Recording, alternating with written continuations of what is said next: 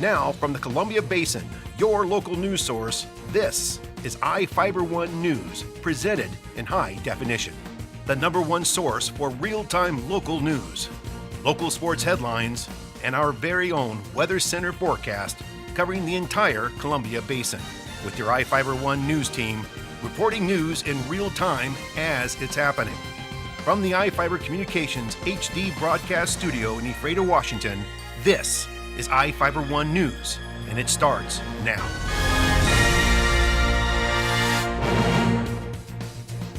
Welcome to iFIBER 1 News. I'm Alan Troop with your weekend edition. We will review some of the top stories for this week and a few of your favorites. And we have the latest weather forecast for the Columbia Basin from the iFIBER 1 Weather Center. Our top story this week was about a Tacoma artist who recently unveiled her newest installment at Sage Point Elementary School in Moses Lake.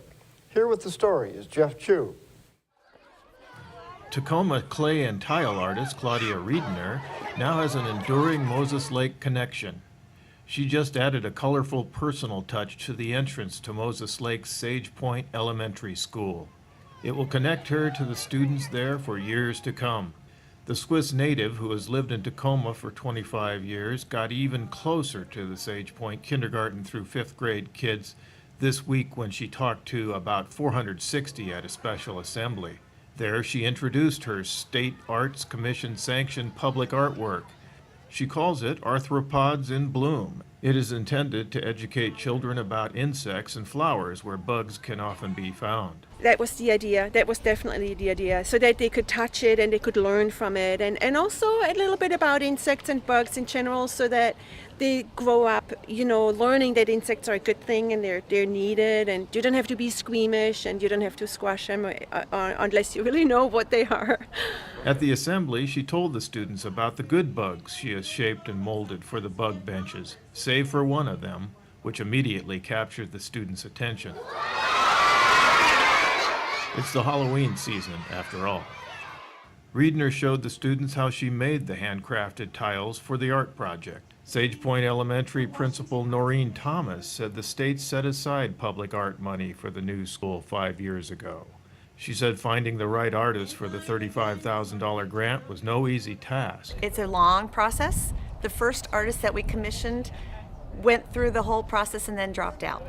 So then we had to regroup. We, as a team, met and looked at over 100 artists and their artwork to see what would match our criteria. And our criteria was accessible to kids, which this is, educational, colorful, like our building is, and just informative for the kids and fun. When we looked at her artwork and her slides that she submitted for review, we liked what she had done, and it was all her clay work. And when she came to meet with us, we talked to her and interviewed her and got some ideas of maybe what she would do for us. And we walked all around the school, and she came up with a proposal that we really liked. The State Arts Commission and the artists worked closely with the school to come up with a proposal. I got informed that I was selected by Sage Point Elementary in May, and then I came out here with the State Arts Commissioner, Rebecca Solverson, and we both came out here and we met with the panel and we met with the principal and just gathered idea and gathered information. Principal Thomas said she has enjoyed watching the children's first reactions to the work. Some of the students thought if they were parent drop-off this morning, I was watching some of the students come in and they immediately were so attracted. They ran up, started touching it. I'm Jeff Chu for iFIBER 1 News. Thanks, Jeff. Bonnie Guitar is back. She will take up her guitar to entertain people in the Columbia Basin again this weekend. Here with the story is Vivian Huang.